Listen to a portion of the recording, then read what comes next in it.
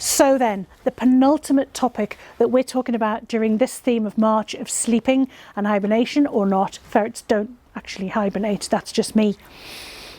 I want to talk about, we talked about bedding and warmth and keeping moisture away from them, but let's talk a little bit more about the subject of warmth, because it's just as important to keep them cool in the summer.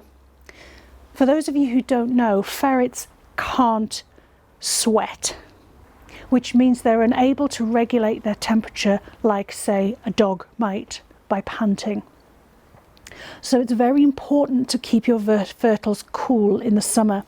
One way you can do this is by using a cool mat, and you can wrap these up in something to make them a bit softer so they don't get scratched. But this is a safe pet mat which is cool. That's one way.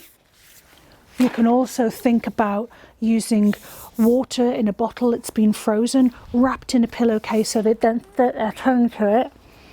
That's always good, and they can hold on to it and sleep in it, but the pillowcase is really important so that they're not hurt.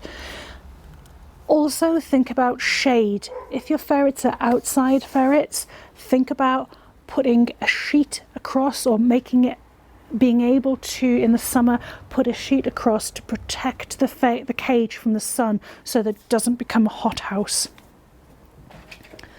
Those are just some of the ways you can protect them when it comes to warmth. As I've mentioned before, when it comes to the cool, quite often it's as much as anything about moisture rather than about ferrets getting cold. Yes, in very cold weather, do try and insulate it. Use newspaper around the bedding area, lift it up off the floor, try and protect it. Put towels around it a little bit, give them a lot to nest into. Try and think about, if it's a single ferret, maybe it's keeping it indoors. If it's a bit old or a bit thin, if there's a couple of ferrets, they will manage better because they will just nest all together and they'll be as happy as little fertils in bed.